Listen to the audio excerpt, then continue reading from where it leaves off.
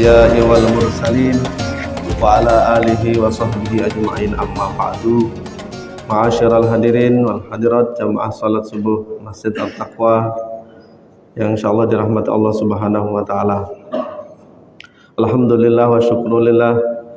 Kembali mari kita selalu bersyukur kepada Allah Subhanahu wa taala atas segala limpah nikmat dan karunia yang Allah sudah anugerahkan kepada kita semuanya.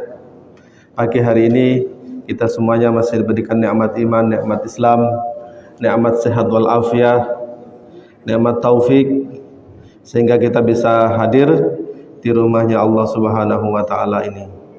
Mudah-mudahan seluruh aktivitas kita pagi hari ini, mulai dari langkah kita menuju masjid, dari rumah menuju masjid ini dinilai sebagai ibadah di sisi Allah Subhanahu wa taala. Allah ampuni dosa-dosa kita, Allah naikkan derajat kita. Salawat dan salam kita sampaikan kepada Nabi besar Muhammad sallallahu alaihi wasallam. Semoga kita senantiasa istiqomah di jalannya, bersungguh-sungguh untuk melanjutkan dakwah Rasulullah sallallahu alaihi wasallam. Ma'asyiral hadirin wal hadirat, pada kesempatan kali ini jadi kami kembali akan membacakan kitab Nasaihul Ibad. Pembacaannya mungkin tidak urut, tapi ini saya pilih saja salah satu tema yang akan kita bahas pada pagi hari ini. Jamaah yang dirahmati Allah Subhanahu wa taala, mungkin saya ingatkan kembali bahwasanya kitab ini adalah isinya tentang nasihat-nasihat yang bersumber dari hadis Nabi Muhammad SAW, sumbernya terkadang dari sahabat Nabi atau asar, bahkan juga para tabi'in dan qaulul ulama. Nasihat ini oleh penulisnya ini adalah nasihat bagi orang-orang persiapan kita menuju kehidupan akhirat. Pada bab yang ketiga, Bismillahirrahmanirrahim. Al-maqalatu saminatu wasalasun. Di makalah yang ke-38. Saya baca hari ini nasihat yang ke-38. An Ka'bil ahbari ay malja'al ulama'i minal yahudi aslama fi zamani sayyidina Umar bin al-Khattab radhiyallahu anhu. Dari Ka'ab bin Ahbar, Ka'bil Ahbar, namanya Ka'ab al-Ahbar.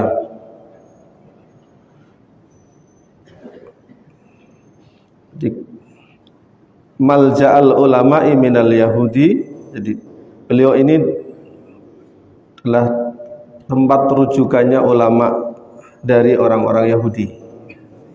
Ka'abul Ahbar, menurut kisahnya beliau ini dulunya adalah orang Yahudi. Bapaknya adalah pimpinan orang Yahudi. Suatu ketika bapaknya masih hidup, dia diwasiatkan. Ada kitab Taurat, dia disuruh amalkan kitab ini. Tapi ada beberapa kitab yang memang disimpan oleh bapaknya, disegel, disimpan, tidak boleh dibaca. Dia hanya disuruh mengamalkan yang dikasih oleh bapaknya. Tapi ketika ayahnya sudah wafat, dia menjadi penasaran, maka dibukalah kitab yang disegel oleh bapaknya. Ternyata kitab itu memang Taurat yang pas isinya adalah menjelaskan tentang kenabian Nabi terakhir itu. Dan di situ disebutkan tentang ciri-ciri Nabi terakhir, yaitu Nabi Muhammad itu. Karena orang-orang kitab Taurat itu kitab yang sangat terang sekali menjelaskan tentang Nabi yang terakhir yang akan diutus oleh Allah Subhanahu wa taala.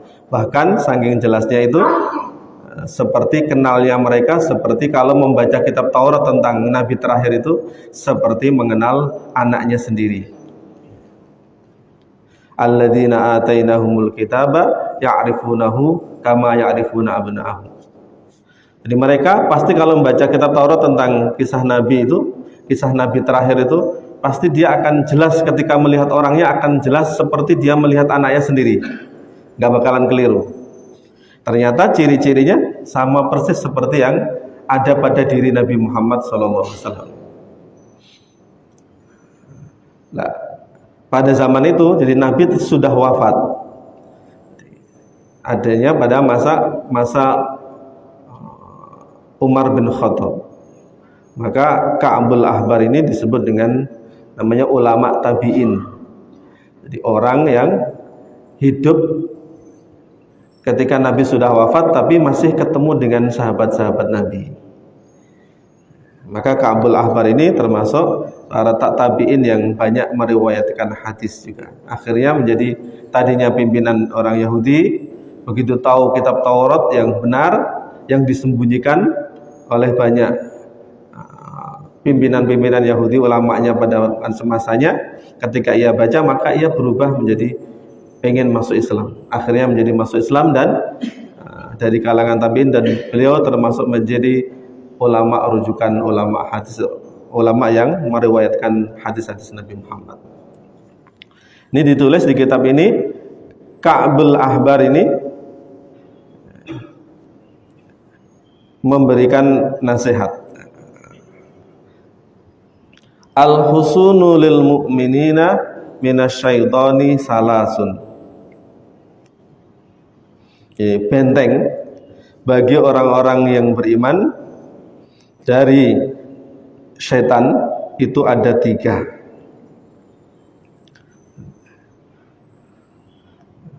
Jadi Ka'bul Ahbar ini memberikan nasihat kepada kita semuanya. Sesungguhnya ada benteng yang akan melindungi orang-orang yang beriman ini, 3 benteng yang akan melindungi orang-orang yang beriman dari godaan setan. Ay allati tamna'u al-mu'minina wa tahfadhuhum minasyaitani salasun. Wal hisnu huwal makanul murtafi'ul ladzi yamna'u al-aduwa wal hisna aidan as-silahu kama fil asas. Benteng ini adalah jadi bangunan, sesuatu yang bisa melindungi orang yang beriman ini adalah seperti diumpamakan sebagai benteng, bangunan yang tinggi. Kalau zaman dulu Bapak-bapak sekalian, kita sudah paham bahwa benteng adalah tempat yang tinggi yang akan menghalangi musuh, sehingga musuh itu tidak bisa menyerang kita. Di bangunan-bangunan yang besar, kalau di Indonesia dulu ada namanya benteng Portugis, benteng yang dibikin oleh para penjajah, dibikinan Belanda, di bangunan yang sangat kuat, yang sangat tinggi. Apabila ada musuh yang datang akan menyerang, dia akan kesulitan. Maka bentengnya orang yang beriman itu ada 3. Yang pertama, al-masjidu hisnun li'annahu mahalludz dzakirina wal malaikah. Yang pertama, masjid itu adalah benteng bagi orang-orang yang beriman. Karena li'annahu mahalludz dzakirin wal malaikah, karena masjid itu adalah tempatnya orang-orang yang berzikir, tempatnya para malaikat.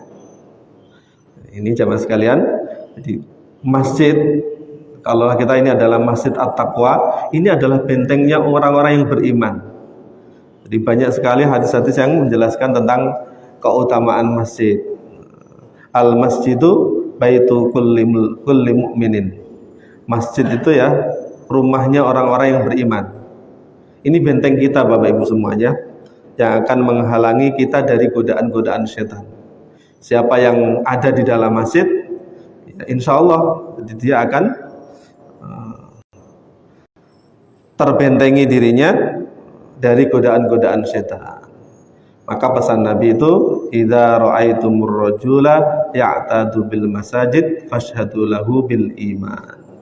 Dalam hadis itu disebutkan, kalau engkau melihat seseorang yang sering ke masjid, sebagai kebiasaannya di masjid, maka persaksikanlah bahwa dia itu adalah orang-orang yang beriman.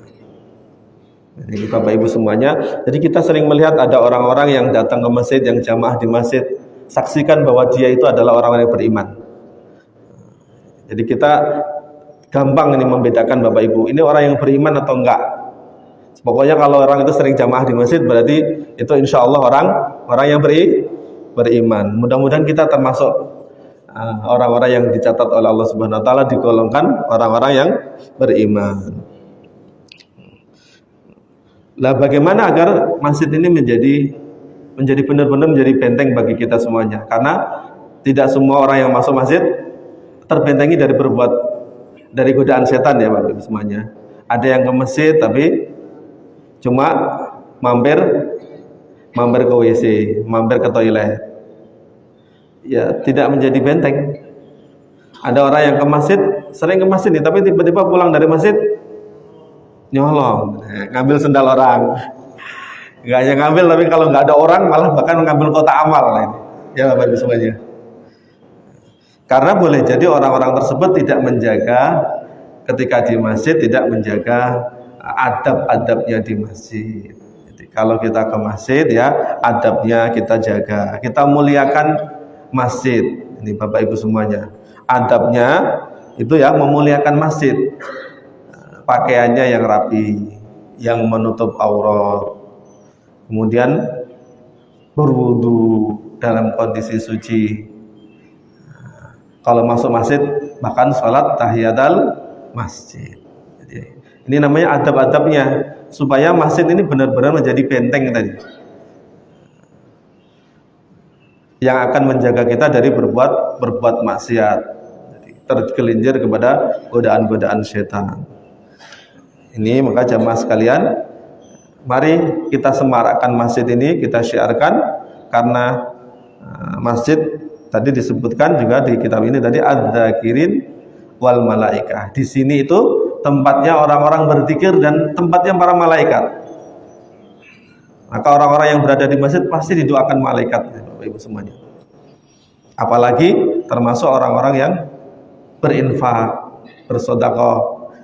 Disebutkan itu dalam riwayat, man asraja sirajan fil masjid biqadri ma biduril aini lam tazalil malaikah tastaghfiru lahu ma dama dzalika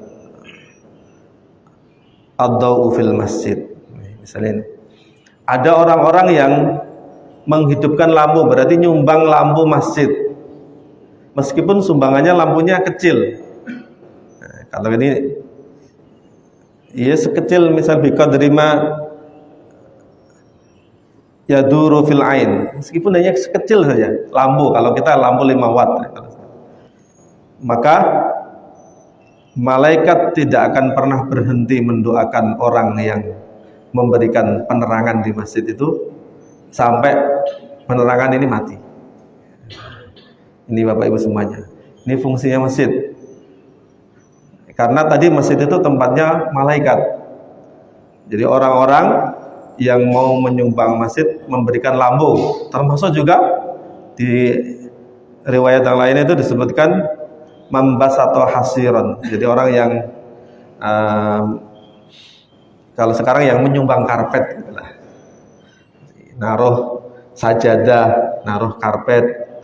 Maka selama karpet atau sajadah itu dipakai di masjid itu, insya Allah didoakan para malaikat terus. Ini kan enak nih Bapak Ibu semuanya. Maka masjid itu karena kita termasuk orang yang memakmurkan masjid, memakmurkan fisiknya tadi dengan memberikan sumbangan ke masjid, berinfak ke masjid, memakmurkan juga dengan beribadah di dalamnya. Utamanya ini beribadah di dalamnya. Maka insya Allah kita termasuk orang-orang yang terlindungi dari godaan setan. Ini Bapak Ibu semuanya, mudah-mudahan kita bisa mempraktekannya. Jadi kita semangat selalu untuk berjamaah di masjid. Ajak anak-anak kita semuanya, ini Bapak Ibu semuanya. Ini yang hadir pada hari ini jarang sekali anak-anak. Jadi remajanya juga jarang ini Bapak Ibu semuanya. Ayo kita ajak keluarga kita, anak-anak kita semuanya untuk memakmurkan masjid ini. Insya Allah keluarga-keluarga orang-orang yang gemar untuk memakmurkan masjid, insya Allah tergoda dari godaan-godaan setan. Bahkan nanti termasuk orang-orang yang akan selalu didoakan oleh para malaikat. Ini yang pertama, masjid adalah bentengnya orang yang beriman. Yang kedua, wa dzikrullahi hisnun la siyama la haula wala quwata illa billah fa inna syaitan yang qabidu ay yahtafi wa yata'akhkhar idza sami'a dzikrallahi ta'ala. Yang kedua, zikrullah adalah zikir kepada Allah adalah benteng.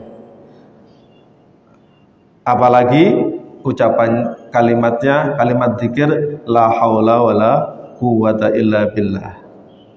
Fa inna syaitan yang qabidu ayyahtafi, maka sesungguhnya setan itu akan menciut, mengecil.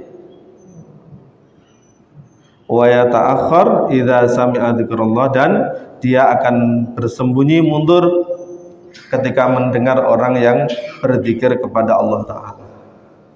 Di benteng yang kedua itu kita zikrullah, banyak berzikir kepada Allah Subhanahu wa Ta'ala.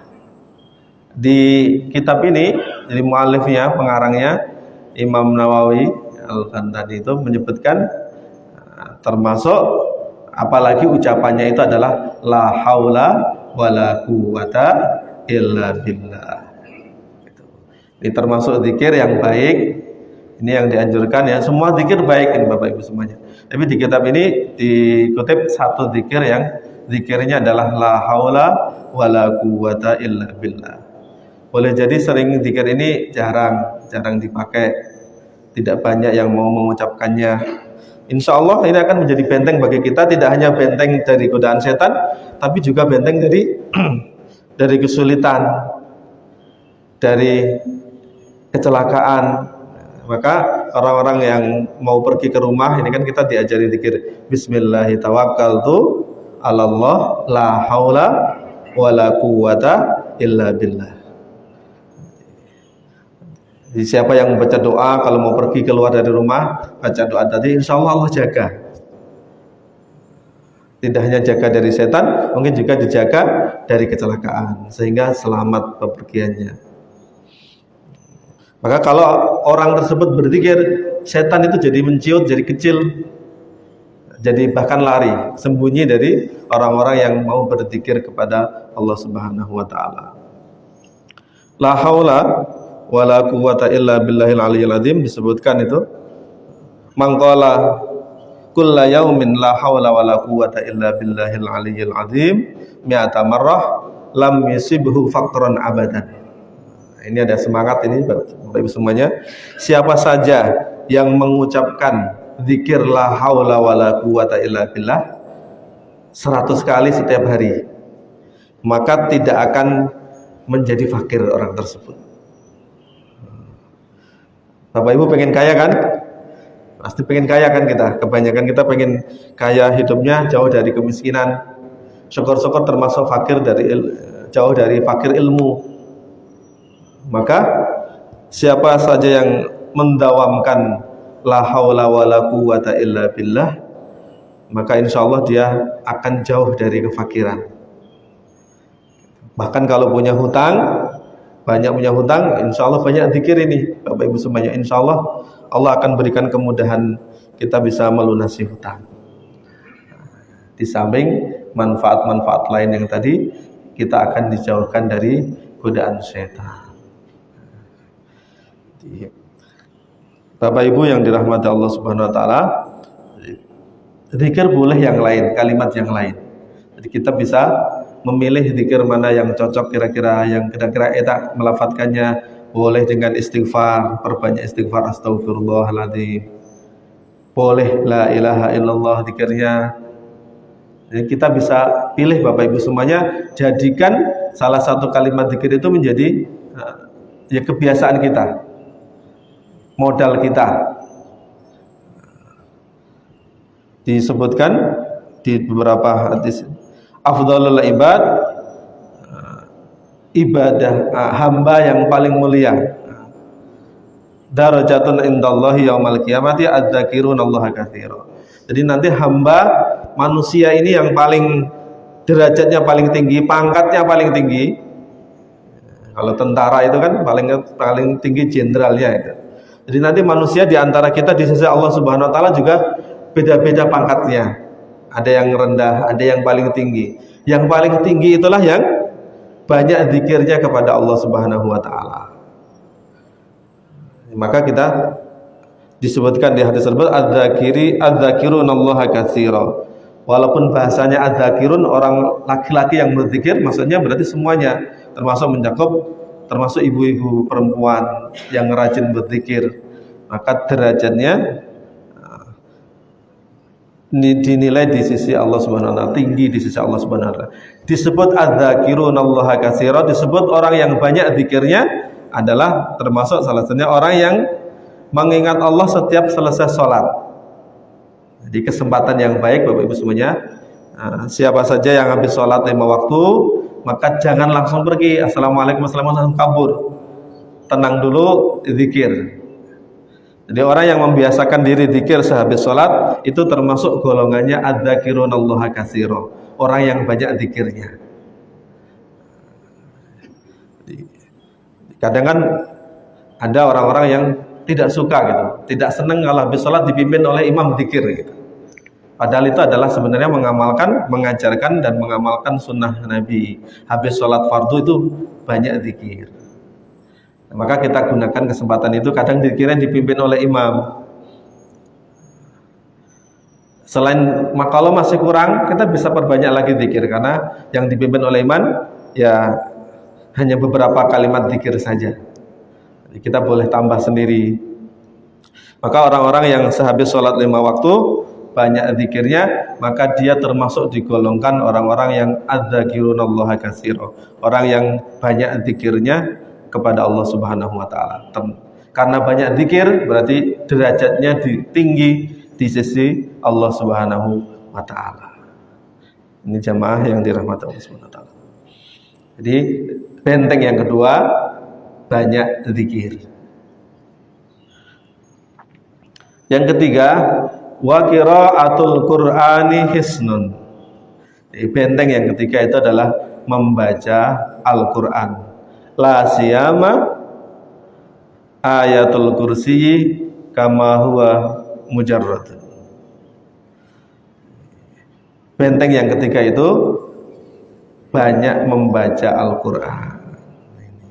Siapa yang hari-harinya baca Al-Qur'an, maka ia akan terbentengi jauh dari godaan setan. La siyama di sini penulis ulama Syekh Nawawi menyebutkan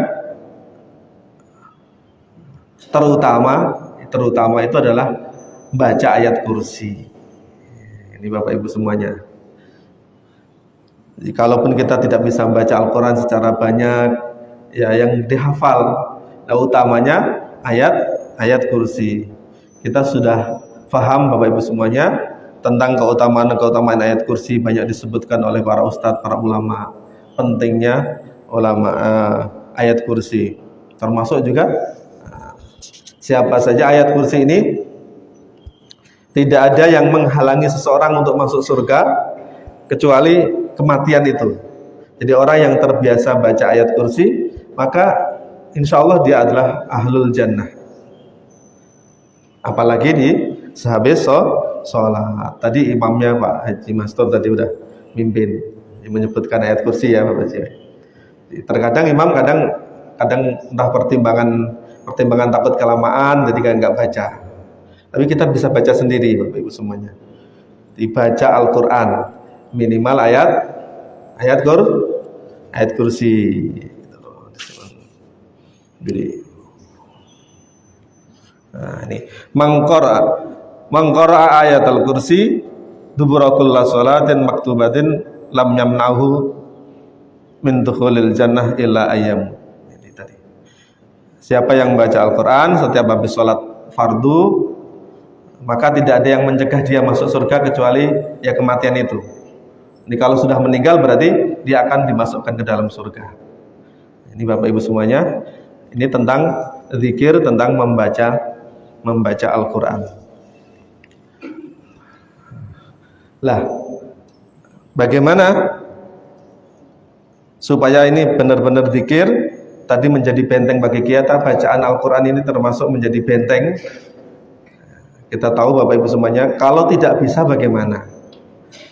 Kalau tidak bisa baca Al-Quran, maka kita bisa membaca sesuai dengan kemampuan kita. Ini Bapak Ibu semuanya, baca yang bisa dibaca. Kalau nggak bisa lancar, ya dibaca sesuai kemampuannya. Sambil belajar kalau bisa. Kalaupun tidak bisa, ya minimal ada rasa cinta, dengan Al-Quran, Bapak Ibu semuanya. Ini ada kisah nyata, ini kisahnya nyata, tapi boleh jadi ini adalah terkait dengan Al-Quran. Ada seorang ibu-ibu nih, Bapak Ibu. Tiap melihat Al-Quran itu selalu dicium ini, Ibu-ibu. Mencium Al-Quran aja itu. Amalannya cuma mencium mushaf Al-Quran itu. Ketika ditanya ibu ini, Bu, kenapa Al-Qurannya diciumin aja, nggak dibaca? Saya nggak bisa baca Quran. Ibu-ibunya ini nggak bisa baca Quran, tapi pengennya mencium. Udah karena nggak bisa baca, ya udah minimal mencium Al-Quran. Ini bentuk bahwa dia sebenarnya cinta dengan Al-Quran itu.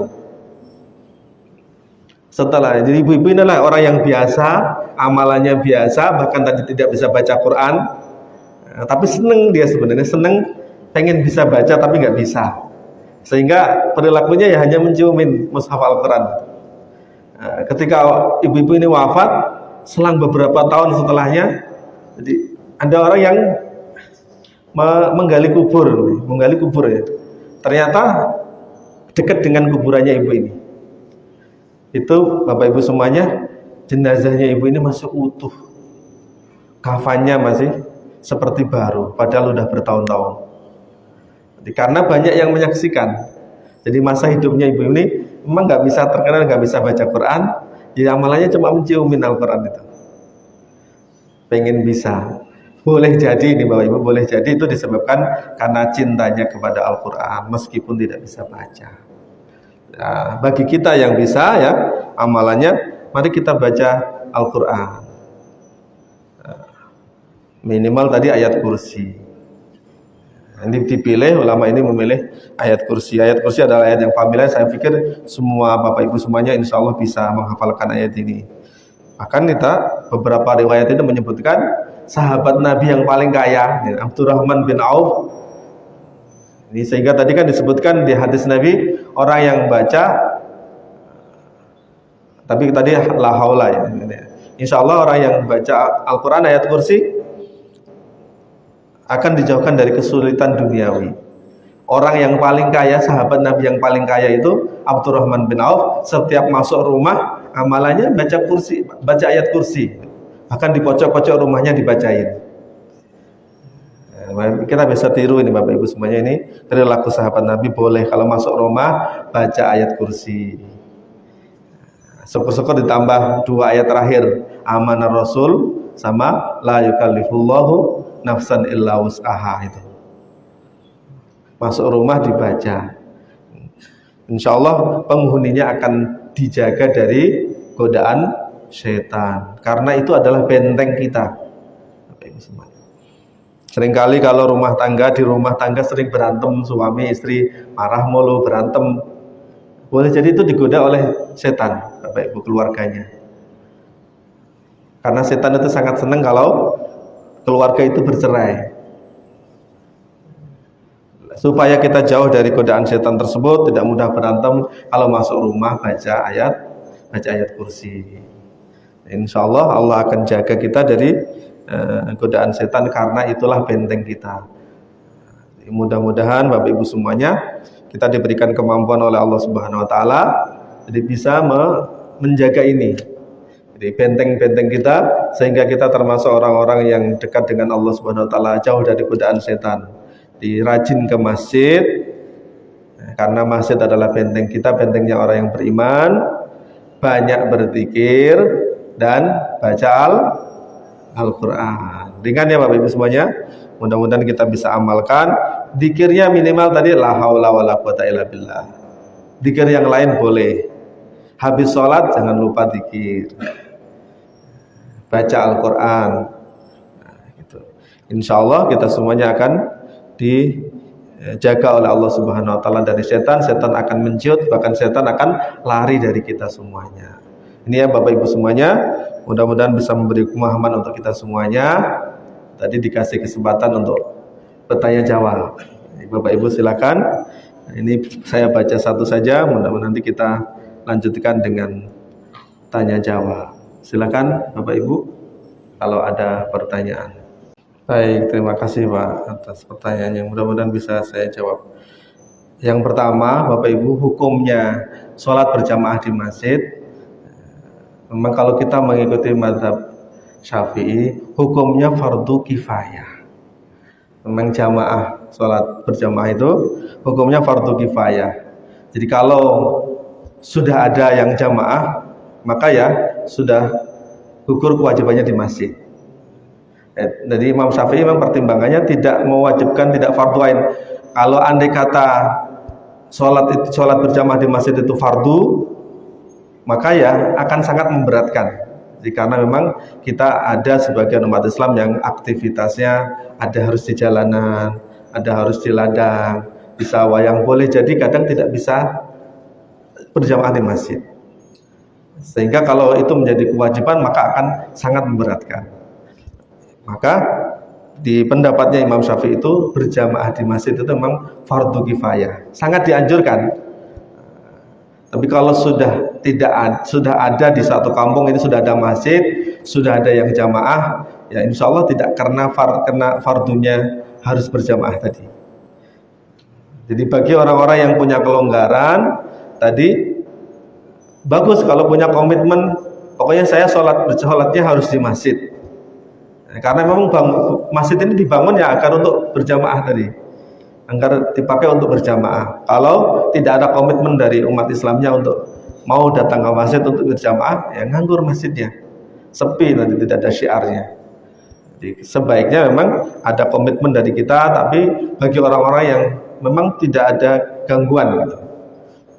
Tidak bisa, misalnya kalau dia pekerjaannya supir itu kan kadang susah untuk jamaah nih, mungkin hanya beberapa kali ya. Tapi ada waktu yang boleh jadi dia tidak bisa datang ke masjid. Tapi kalau bagi orang-orang yang bisa punya kelonggaran ya, karena itu wajib kifayah, dengan kita berjamaah di masjidnya berarti kita dapat, selain itu sholat fardu, dapat kefarduan tadi kita melaksanakan sholat dengan berjamaah tadi. Maka kalau ada orang-orang yang tidak mau ke masjid ya, tapi kalau ada alasannya yang jelas, insya Allah ya jangan kita celah ya. Boleh jadi dia memang tidak ada kesempatan untuk datang ke masjid. Tapi bagi kita semuanya Bapak Ibu, karena kita sedang menjelaskan tentang keutamaan masjid, manfaatnya bagi kita semuanya, tadi masjid adalah bagian dari benteng kita. Maka hendaknya kita harus bersemangat untuk mensyiarkan masjid dengan berjamaah di masjid, mendatangi masjid, meramaikan masjid dengan berbagai macam kegiatan yang baik, yang positif. Itu Pak. Jadi kemudian yang kedua tentang tidur. Jadi tidur di masjid itu selama itu menjaga, sebagian disebutkan di riwayat itu sahabat Nabi itu Sayyidina Ali itu termasuk orang yang sering tidur di masjid, bahkan dikenal dengan wajahnya kena debu gitu, karena sering ke masjid dan tidur di masjid. Beberapa sahabat Nabi itu juga memang ahlus suffah, jadi orang-orang yang tinggalnya di Masjid Nabawi itu, di depan Masjid Nabawi. Kalau masjid tersebut ada tempat, ya boleh kita tidur di masjid, boleh selama menjaga kesuciannya. Biasanya kalau masjid-masjid kan kita sediakan tempat yang memang mungkin tidak di tempat masjidnya, tidak di tempat sholatnya, tapi ada di aulanya. Selama kita menjaga masjid dari sesuatu yang kotor, yang najis, maka ya tidak apa-apa gitu. Selama menjaga hal-hal yang baik gitu. Masa kecil saya soalnya di masjid juga Bapak. Tapi bukan karena saya, tapi banyak orang yang di di masjid itu boleh selama menjaga adab-adabnya di masjid. Ini Bapak Ibu semuanya. Adabnya di masjid tadi ya, kalau bisa ya menutup aurat, tidak melakukan bicaranya tidak yang kotor-kotor. Kalaupun harus tertidur dari menjaga kebersihan, menjaga kesucian. Dan saatnya sholat ini yang penting. Saatnya sholat ya kita harus sholat ini Bapak Ibu. Ada beberapa orang yang kadang menginap di masjid itu. Kadang musafir atau apa pengen datang ke masjid menginap, pengen tiduran di masjid. Tapi begitu datang waktu sholat nggak mau sholat jamaah nih Pak. Itu kadang ada yang seperti itu. Ini yang kurang tepat. Boleh jadi tidur di masjid kalau bisa ada, apalagi ada ruangannya. Yang penting kita jaga kebersihannya. Menurut saya itu Pak. Tadi diriwayatkan ada beberapa sahabat Nabi yang memang tidurnya ya di masjid. Kalau sudah datangnya sholat kita harus ingetin, bangunin kalau perlu, dibangunin di masjid, dibangunin orang tersebut agar mau sholat berjamaah dengan cara yang baik. Kadang kita karena marah gitu, kadang banguninnya sambil marah-marah gitu ya. Dengan cara yang baik, bangunin orang tersebut, Pak sudah adzan nih, ya harus Pak, jangan dibiarin gitu, harus dibiarin, jangan dibiarin. Khawatirnya memang dia terlalu terlelap sehingga nanti malah ketinggalan jamaahnya. Dibangunin orang tersebut untuk dianjurkan untuk ikut sholat berjamaah. Memang di kitab-kitab fikih yang lama itu seseorang boleh menjamak sholat kalau dalam perjalanan dan jaraknya 85 km lah, 80 sampai 85 km. Bagaimana kalau kita hidupnya di Jakarta? Di Jakarta jaraknya pendek tapi luar biasa itu kalau di jalan, macetnya. Kadang sampai waktu sholat pun susah. Itu sebagian ulama menyebutkan boleh menjamak sholat.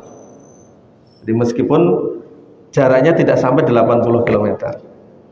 Jadi kalau memang kita susah Bapak Ibu semuanya untuk sholat, karena kita di kendaraan umum yang tidak mungkin berhenti, bahkan mungkin juga di tol nggak bisa berhenti lah. Sholat kita bisa memilih cara dengan menjamak sholat tadi. Bisa menjamak sholat. Sholat gimana Pak? Sholat duhur dan asar sama maghrib dan isya. Jadi biasanya maghrib nih Bapak Ibu semuanya. Kalau kesorean maghrib, jadi duhur dan asar. Yang bisa dijamakkan duhur sama asar. Maghrib dan isya. Jadi maghrib nih misalnya kita pulang dari kantor biasanya kan jam 4. Pulang-pulang sampai rumah di tengah jalan maghrib, ternyata sampai maghrib karena waktunya tidak panjang. Ya sudah kita niatin untuk menjamak. Ada yang memilih tadi yang kedua Bapak Ibu semuanya. Jadi sholat lihurmatil wakti namanya. Kalau sholat di bis, di kendaraan itu kan tidak ada kesempatan untuk bisa tayamum, susah. Boleh jadi sholatnya juga susah.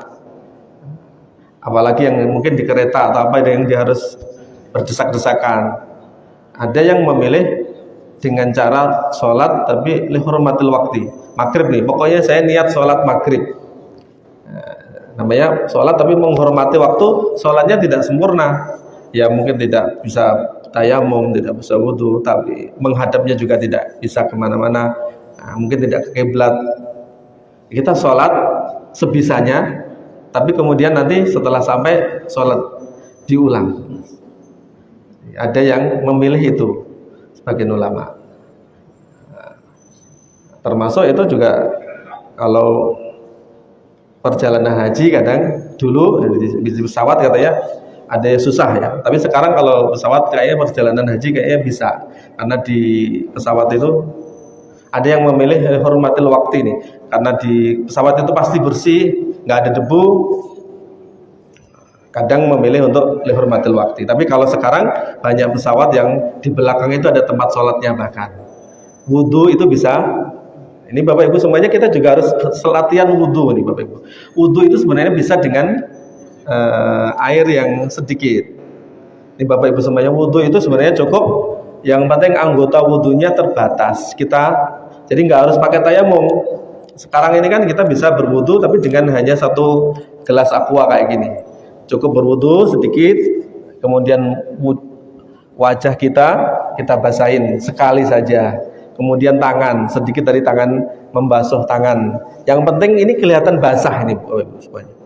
Jadi tangan kita basah, tangan sekali saja, kemudian tangan kiri, kemudian kepala, sedikit aja kepala, kemudian kaki juga begitu, cukup kaki. Telinga itu kan sunnah, jadi cukup kaki, ngambil taruh di tangan sedikit, kemudian diusapin. Yang penting basah seluruh kaki tadi, dari mata kaki sampai ujung kaki.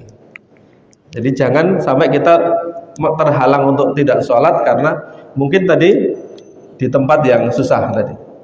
Bahkan di kendaraan tadi bisa kita praktekkan, tidak harus bertayamum karena banyak air atau ada air ya, tapi meskipun bisa segelas tadi, kita seringkali coba latihan wudhu tapi dengan air yang sedikit. Ini di Indonesia ini kan tempat yang diberkahi oleh Allah Subhanahu Wa Taala. Umat Islamnya itu seringkali kalau menggunakan wudhu, kalau nggak banyak kayak kurang puas ini Bapak Ibu ya sebenarnya. Bahkan bisa dikategorikan bahkan sampai israf ini. Kalau melihat orang negara lain, melihat orang Indonesia wudhu itu kayak membuang air itu. Karena kita memang di sini air sangat banyak gitu. Padahal sekarang wudhu itu sebenarnya bisa hanya sekedar membasahi tempat anggota wudhu. Jadi kalau kita susah tadi, misalnya di kendaraan atau di kereta atau di pesawat atau di bisa yang kita bisa berwudhu, kita wudhu. Tapi dengan air yang sedikit, nggak harus tayamum. Ada air yang bisa cukup untuk wudhu. Tapi ini bukan untuk minum ya Bapak Ibu semuanya, yang berlebih lah. Kecuali hanya bisa untuk minum aja gitu. Insya Allah sih bisa banyak. Kalau air itu kita bisa praktekkan wudhu dengan air yang sedikit, kemudian nanti sholat. Jadi sholatnya bisa sholat di kendaraan tadi. Jadi kalau kita sudah yakin bisa sholat, bisa wudhu tadi, bisa sempurna, ya udah sholat dengan cara duduk tadi bisa. Tidak harus diulang ketika sampai, dan tidak juga harus di jamak tadi. Assalamualaikum warahmatullahi wabarakatuh. Assalamualaikum. Ustaz, ada dua pertanyaan ya. Yang pertama, sholat yang tidak bisa dijamak. Apabila kita tidak sengaja dalam perjalanan seperti ke Jawa, mau Idul Fitri, macet total, ini kan nggak boleh dijamak. Tapi tidak ada waktu untuk kita sholat. Misalnya asar, kita nggak boleh ya. Nah, kalau misalnya kejadian di jalan nggak ada waktu, nggak ada ini, terus masuk maghrib, bagaimana terhadap sholat kita? Itu pertama. Yang kedua, kami sebagai TNI seringkali melaksanakan sholat memakai sepatu dalam kondisi latihan dan tugas. Ini bagaimana hukumnya terhadap kita melaksanakan sholat dan wudhu memakai sepatu? Terima kasih. Wassalamualaikum warahmatullahi wabarakatuh. Wudhu tapi memakai sepatu, Pak? Wudhu juga kita pakai sepatu. Karena nggak bisa. Nggak bisa. Dan nggak ada air. Kita hanya tayamum untuk membasuh sepatu kita. Tayamum atau wudhu nih Pak Ji? Tayamum saja, karena tidak ada air ya. Jadi kalau memang ini Bapak Ibu semuanya, kalau pada yang pertama nih, kalau kita kesulitan sholat tadi di kendaraan, kita masih di perjalanan di kendaraan, kan yang mungkin kita usahakan untuk bisa sholat nih Bapak Ibu semuanya. Kalau tidak ada air tadi, caranya bisa mencari air yang sedikit tadi, kita coba wudhu dulu, kita bersuci. Kalau memang tidak ada, tayamum. Tapi biasanya tayamum itu kalau menurut saya ya Bapak Ibu semuanya, kalau di kendaraan-kendaraan itu ya susah untuk cari debu. Walaupun sebagian ulama bisa kok, yang nempel itu pasti ada debunya. Gitu. Tapi bisa kita usahakan tadi, jangan cara berwudu sesuai dengan yang ada, dengan air yang ada. Kemudian kita sholat. Kalau itu masih tidak memungkinkan, nggak ada air untuk wudu, nggak bisa tayamum lah, nggak bisa, kondisinya nggak memungkinkan untuk sholat. Ya tadi solusi yang, dan di sholat itu tidak bisa dijamak. Solusinya sholat, sebagian ulama ini sholat lihurmatil waktu tadi. Pokoknya sholat sesuai kemampuan yang ada, yang kondisi yang ada. Pokoknya sholat aja, jangan tidak sholat gitu. Lah nanti setelah sampai namanya diqodho, tadi diulang sholat tadi. Ini alternatif yang terakhir tadi. Kalau kita bisa usahakan untuk bisa dijamak sholatnya, ya kita jamak. Kalau bisa diusahakan untuk bisa sholat, ya kita sholat dengan cara yang ada. Sehingga, atau kalau tidak ya terpaksa tadi kita tetap sholat, tapi namanya sholat li hurmatil waktu. Sholat untuk menghormati waktu itu, pokoknya sholat maghrib misalnya, karena ini sedari duhur asar tadi udah sholat, tapi sampai maghrib sampai isanya nggak bisa nih, atau asarnya nggak bisa, itu asarnya nggak bisa sholat, sehingga harus kehilangan waktu sholat asarnya. Sholat li hurmatil waktu. Kemudian tapi ketika sampai diulang. Itu Pak itu solusinya. Kemudian yang kedua, kalau kita tidak ada wudhu dan misalnya tayamum itu kan cukup muka nih Bapak Ibu semuanya. Cukup muka dan kedua tangan. Jadi sepatu tidak dikategorikan harus dibuka. Kalau kita tayamum kan memang nggak harus membasuh sepatu. Jadi kita tayamum di muka, jadi kanan kiri, kemudian tayamum kanan dan kiri, tangan kan cukup. Kemudian sholat, karena tidak memungkinkan untuk dicopot, misalnya sepatunya, selama sepatu itu bersih, kita tidak kelihatan bahwa itu adalah najis, ya nggak apa-apa sholat. Langsung sholat dengan pakai sepatu. Pada masa Nabi itu memang ada sholat yang pakai sepatu, tapi dalam kondisi yang sangat dingin. Namanya pakai khuf itu. Kalau di sini sholat tetapi memakai karena memang kondisinya sangat dingin, tidak memungkinkan untuk dibuka sepatunya, maka sholat dengan pakai sepatu itu. Nah di tentara boleh jadi ya nggak apa-apa sholat, asal tidak ada nyata-nyata bahwa itu najis nih. Kecuali kalau kita kelihatan itu najis nih, udah nginjek tai atau apa gitu misalnya, udah kelihatan najisnya, maka ya harus dibersihkan dulu najisnya. Gitu Pak Haji. Menurut saya seperti itu. Baik, kemudian kita sholat kan harus berdiri saja. Nah, kalau kita berdiri, kita khawatirnya musuh itu melihat kita dan menengok kita. Jadi kita kondisi tiarap untuk sholat bagaimana Ustaz? Terima kasih. Ada sholat yang tata cara sholat ketika perang nih Pak. Jadi, maka kita bisa praktekkan itu. Sholatnya bergantian, sholatnya tidak harus sebagaimana kita sholat. Nggak harus berdiri terus 4 rakaat. Sholatnya bisa bahkan separuhnya berdiri, separuhnya duduk. Jadi kita bisa cari kondisi, dan memang berdiri itu jika mampu. Jadi syarat rukun sholat itu berdiri itu memang jika kita mampu untuk berdiri, ada dan harus berdiri. Kalau itu memang tidak memungkinkan untuk berdiri, bisa dengan duduk. Bisa dengan duduk ya Bapak Ibu. Walaupun kita sejatinya bisa berdiri, tadi kondisi tertentu yang memungkinkan tidak bisa berdiri, ya kita sholatnya dengan duduk. Jadi boleh dengan duduk Pak, boleh dengan duduk, boleh dengan pakai sepatu tadi. Karena memang kondisinya yang seperti itu. Cuma dalam kondisi yang normal, kita memang sholat wajib itu harus berdiri.